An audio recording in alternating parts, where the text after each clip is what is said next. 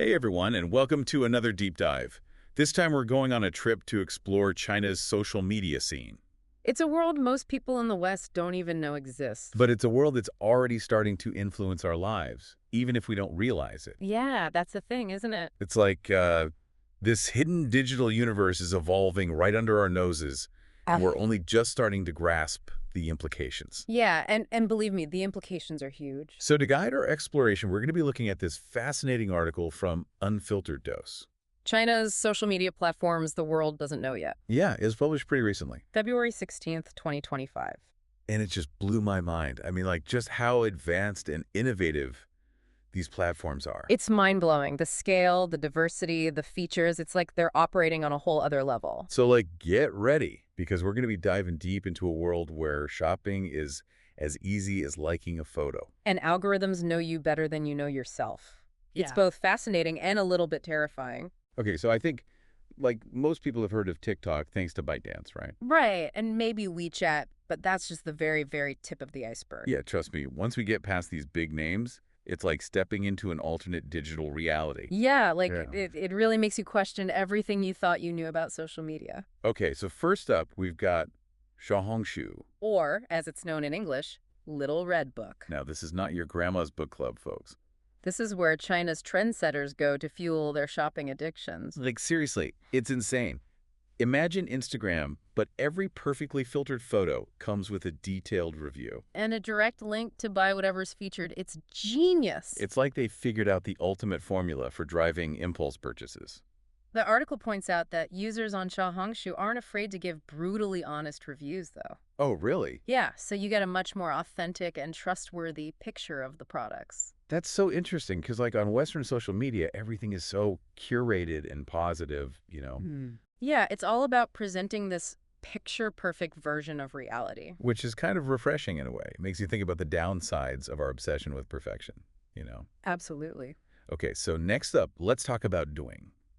Now, this is the platform that actually gave birth to TikTok. But it's evolved into something quite distinct, catering to a much broader audience within China. Yeah, it's like TikTok's cooler, older sibling. And one of the things that really sets Douyin apart is the prevalence of live streaming. Oh, yeah, live streaming. Everyone talks about how huge it is in China. It's massive. And it's not just influencers trying to sell you stuff either. Oh, really? Yeah. Like, what else is going on? Well, everyone from celebrities to everyday people are live streaming their talents, their hobbies, their lives. So it's like a real-time window into Chinese culture. Exactly. The article even mentions ants live streaming cooking tutorials, which I just love. Oh, that's so cute. It's like a whole new level of authenticity that we just don't see on Western platforms. Yeah, it's less about striving for perfection and more about sharing real life, even if it's messy or imperfect. Okay, now let's move on to Kuaishou. This platform seems to be all about celebrating the ordinary. It's the anti-Douyin, really. Where Douyin is all about trends and high energy, Kuaishou is slow-paced and down-to-earth. It's like the digital equivalent of a small town, where everyone knows each other and life moves at a slower pace. Yeah. And the content is so diverse, you might see a video of teenagers trying a viral haircut right next to a farmer sharing tips on cabbage cultivation. Wow, that's amazing. You wouldn't see that kind of juxtaposition on Instagram or YouTube. Nope. And that's what makes Kuaishou so fascinating. It's a glimpse into a completely different way of experiencing social media. It makes you wonder if our Western obsession with polished content is actually making us miss out on the beauty of everyday life. It's a good point. Okay, now prepare to get your brain stimulated because we're going to talk about Zhihu, Often dubbed China's Quora. but with a much deeper philosophical bent. Absolutely. This is where users go to seek in-depth answers to life's big questions. So it's less about opinions and more about well-reasoned arguments backed up by evidence. Precisely. There's a strong emphasis on verified experts and well-researched responses. It sounds like a haven for intellectuals. Yeah. I can already imagine myself getting lost for hours in those discussions. You'd love it. It's a testament to how social media can be used to foster intellectual curiosity and knowledge sharing. But I do wonder, like, if it's all about verified experts, does that create a barrier for people who might not have fancy credentials but still have valuable insights to share? Yeah, that's a valid concern. It's like, how do you balance the need for quality control with the desire for inclusivity? It's a tricky balance for sure. Okay, now for something completely different. Let's talk about Bilibili. This platform sounds like nothing we have in the West. Yeah, Bilibili is a unique beast. It's famous for its bullet comments. Bullet comments. What are those? So imagine you're watching a video, right? And suddenly, thousands of comments start flying across the screen in real time, like a digital ticker tape parade. Wait, so people are commenting while they're watching the video and everyone else can see it happening live? Yeah, it's crazy. That sounds incredibly chaotic. It can be, but that's part of the appeal. It's like experiencing a video with a massive live audience, everyone reacting and commenting at the same time. It's like turning passive viewing into an interactive social experience. Exactly. And it works particularly well for content like anime and gaming, which Yeah. is what Bilibili is known for. So it's like a community of fans all watching and reacting together in real time. Precisely. Wow, that's amazing. It really highlights the power of social media to create these shared experiences, even when people are physically separated. It's incredible, isn't it? Okay, last but not least, we've got Weibo. It's often described as Twitter on steroids, with a dash of Chinese drama thrown in. Yeah, it's a wild ride. So it's a microblogging platform, like Right. Twitter. Yeah, but it's much more than that. It's a place where celebrities, brands, and everyday users collide in this fast-paced, often dramatic online environment. So it's like a melting pot of news, opinions, gossip, and entertainment. Exactly. And trending topics on Weibo can be incredibly influential, shaping public discourse in China and even influencing government policies. Wow, that's a lot of power for a social media platform. It is. And it highlights the evolving role of social media in modern society, especially in a country like China. You know, it's fascinating to see how these platforms reflect the cultural values and priorities of Chinese society. Absolutely. It's like a window into a completely different way of thinking about online interaction. Okay, so we've got this amazing array of unique platforms, each with its own quirks and characteristics. But what really sets them apart from what we're used to in the West? Well, one of the most striking differences is the deep integration of e-commerce into almost every aspect of Chinese social media. Oh yeah, we touched on that earlier. It's like shopping is seamlessly woven into the fabric of online interaction. Exactly. It's not just about having shop now buttons. It's about creating an environment where the desire to buy is met with immediate opportunity. So get ready to say goodbye to your savings, folks. But on a serious note, it does raise some interesting questions about consumer protection and responsible marketing. Right? Absolutely. Okay, another big difference we've talked about is the influence of the government. Censorship and content restrictions are a reality on Chinese platforms, and it's important to acknowledge that. Yeah, it's a reminder that the internet, even in its seemingly boundless form, is still shaped by the political landscape. It's a complex issue with ethical and political implications that we could spend hours discussing. And we probably will in future deep dives. But for now, let's move on to something a bit lighter. Okay, sounds good. So we've covered a lot of ground in this first part of our deep dive. We've explored a world where shopping is a seamless part of social interaction, where algorithms can seemingly read your mind, and where government influence shapes the very fabric of online discourse. It's a lot to take in. It is. But we're just getting started. Stay tuned for part 2, where we'll delve even deeper into the implications of these trends, exploring how they're influencing global social media, the potential impact on e-commerce, and even the future of cultural landscapes. Yeah, this is where things get really interesting. Don't go anywhere. We'll be right back. We'll be back in a flash. Welcome back to our deep dive into China's hidden social media world. We're uncovering a digital landscape that's so different, so innovative, and frankly, so far ahead of the curve that it's mind-boggling. And what's truly fascinating is how the trends we're seeing in China are already starting to ripple outward. Yeah, influencing the global social media landscapes in ways we're only beginning to understand. Exactly. Like take e-commerce, for instance. We touched on how seamlessly it's integrated into Chinese social media platforms. Right, it's like shopping is just part of the natural flow of online interaction. Exactly. But what are the bigger implications here? Yeah, is the rest of the world really going to embrace buying shoes while scrolling through their friends' vacation photos? Well, it's not just shoes, it's everything. Imagine watching a makeup tutorial and being able to instantly buy the same lipstick the influencer is using. Oh, wow. Or seeing a fashion blogger's outfit and ordering it with a single tap. That's the future Chinese platforms are pioneering. It's like they've cracked the code for instant gratification shopping. And it's already making waves globally. In fact, some Western platforms are starting to experiment with similar features. I guess it's only a matter of time before our feeds become one giant shoppable catalog. Well, and And think about the impact on consumer behavior. This trend signifies a huge shift in how we consume. Yeah, we're moving towards a world of instant gratification where the desire to buy is met with immediate opportunity. It's a powerful combination, and one that brands are undoubtedly going crazy for. Oh, yeah. No more waiting for customers to see an ad and then head to a website. It's all right there at their fingertips, ready to be added to their cart.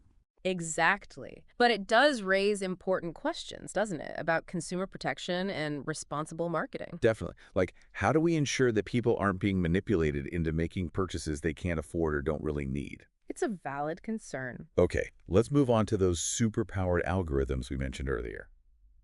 Chinese platforms are famous for their ability to personalize content with laser-like precision. It's incredible, isn't it? Like having a personal assistant curating your online experience. But is this something we should be excited about or terrified of? I mean, it sounds amazing on the one hand, but it also kind of creeps me out. I think it's both. A hyper-personalized feed can be amazing. It delivers content you actually enjoy, saving you from endless scrolling in your relevant posts. Right. But, and this is crucial, this level of personalization could also create echo chambers. Oh, yeah, where we're only exposed to information that reinforces our existing beliefs. Exactly. And that's dangerous because it can lead to a narrowing of perspectives and a decline in meaningful dialogue. Which is not good for society as a whole. Definitely not. That's why it's crucial to be aware of how these algorithms work and to actively seek out diverse sources of information. Right, we need to be critical consumers of online content, even if it's tailored to our specific interests. Absolutely. Okay, shifting gears a bit, let's talk about cultural influence. China's social media scene isn't just a technological marvel, it's a cultural powerhouse, shaping trends and influencing tastes far beyond its borders. I mean, just look at TikTok. It started as a Chinese app and exploded into a global phenomenon, impacting everything from music and dance to fashion and even language. It's incredible. So what's next? What other trends are bubbling up in China that might soon be taking over the world? Well, one trend that's particularly fascinating is the rise of virtual influencers. Ah, those digitally created characters that are all over social media. Exactly, and they're gaining huge popularity in China, blurring the lines between reality and fantasy in ways we've never seen before. It's like something straight out of a sci-fi movie. It is. It really makes you think about the nature of celebrity and the evolving relationship between humans and technology. Yeah, like what happens when our idols aren't even human? It's a really interesting question. And then there's the world of Chinese gaming, which is absolutely massive. Oh, absolutely. Games like Honor of Kings and PUBG Mobile have already achieved global success. Yeah, and I bet we'll see even more Chinese-developed games making their mark on the international stage. I think so too. And it's not just about entertainment. These games are cultural exports, carrying Chinese aesthetics, values, and narratives to a global audience. It's like a new form of cultural exchange happening through the medium of video games. Precisely. And let's not forget about fashion. Chinese designers and influencers are becoming more and more prominent internationally. Yeah, they're showcasing a unique blend of traditional and modern styles that's capturing global attention. It's really cool to see how China is reinterpreting global trends through its own cultural lens. Absolutely. So, from virtual influencers to gaming and fashion, the cultural influence of China's social media scene is undeniable. Yeah, and it's only going to grow stronger in the years to come. I agree. Okay, so we've talked about e-commerce, algorithms, and cultural influence. Hmm. But there's one more piece of the puzzle we need to discuss. And that is, Innovation. Chinese platforms are constantly pushing the boundaries, coming up with new features and ways to engage users. it's like they're operating on fast forward while the rest of the world is still trying to catch up. And it's not just about bells and whistles. Some of these innovations are truly groundbreaking. Like live stream shopping and virtual gifting. Ideas that seemed crazy at first, but are now being adopted by Western platforms. It's a clear sign that the rest of the world is paying attention and learning from China's lead. It's a good reminder that innovation doesn't always come from the expected places. Yeah, sometimes the most groundbreaking ideas emerge from unexpected corners of the world. So what's next? What other wild and wacky features can we expect to see emerging from China's social media labs? Well, if the past is any indication, we can expect even more immersive and interactive experiences, further blurring the lines between the physical and digital worlds. Okay, so think augmented reality shopping experiences, virtual reality concerts, maybe even holographic meet and greets with our favorite celebrities. The possibilities are truly endless, and it's an exciting time to be following the evolution of social media, especially with China leading the charge in so many areas. Absolutely. Well, unfortunately, that's all the time we have for this part of our deep dive, but get ready for the final part, where we'll wrap things up with some key takeaways and explore the bigger picture implications of all these trends. We'll leave you with this question to ponder. How might these developments reshape our own relationship with social media in the years to come? Don't go anywhere. We'll be right back. All right, welcome back to our deep dive. We are ready for the grand finale of our exploration of China's social media landscape. It's been an incredible journey, hasn't it? Seriously, it's like we've stepped into an alternate digital universe, one that's bustling with innovation and creativity. Yeah, and one that's already starting to shake the future of how we connect, shop, and even think online. So before we wrap up, let's take a moment to reflect on some of the key takeaways from our deep dive. Okay, what are the big things that you think our listeners should walk away with? Well, first off, I think we need to throw out any preconceived notions we might have about social media being a primarily Western phenomena. Right. I mean, China is clearly a major player in the digital game. Yeah, driving innovation, shaping trends, influencing global culture. It's undeniable. The platforms we've explored aren't just Chinese curiosities. They're a window into the future of online interaction. They offer valuable insights for anyone interested in the evolution of social media, e-commerce, and even just like how we connect as human beings in the digital age. You know, another big takeaway for me is the realization that our online and offline lives are becoming increasingly intertwined. Yeah, it's like the lines between social interaction, shopping, entertainment, even work, they're all blurring together. We're living in a constant state of digital immersion. And that's both exciting and a bit overwhelming, isn't it? Yeah, it really is. I mean, on the one hand, it offers incredible convenience and opportunities for connection. But on the other hand, it raises all sorts of questions about how we navigate this new reality in a way that's healthy and balanced. Right. It's like, are we in control of our digital lives? Or are our digital lives starting to control us? That's a deep question. It is. And it leads us to our final takeaway, which is, I think, the crucial importance of critical thinking in this digital age. Right, because we're constantly bombarded with information from all sides. Yeah, much of it tailored to our specific preferences and biases, thanks to those incredibly sophisticated algorithms we discussed. Exactly. So it's easy to get caught up in those echo chambers and filter bubbles Mhm. where our existing beliefs are constantly reinforced.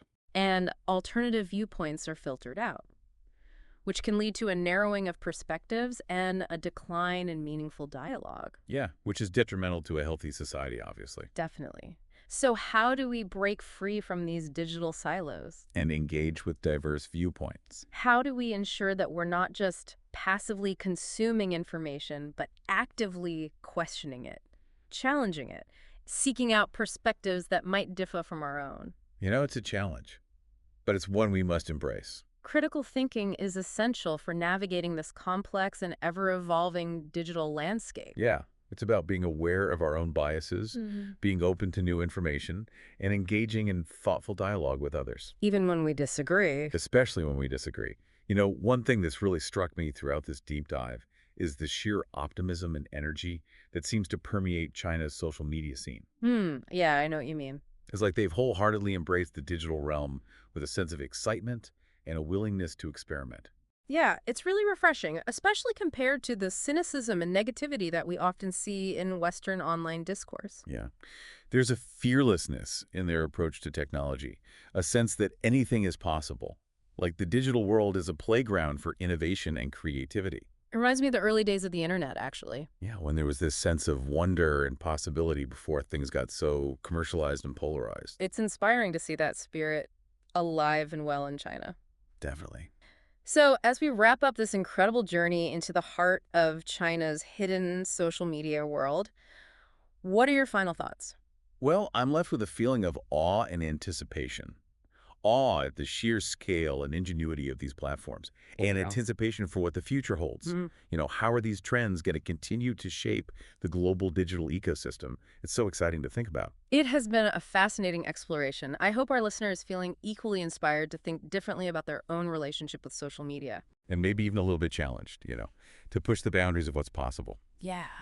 And with that, we've come to the end of our deep dive into China's social media landscape. Thanks for joining us on this adventure. It's been a pleasure. Until next time, keep exploring, keep questioning, and most importantly, keep an open mind.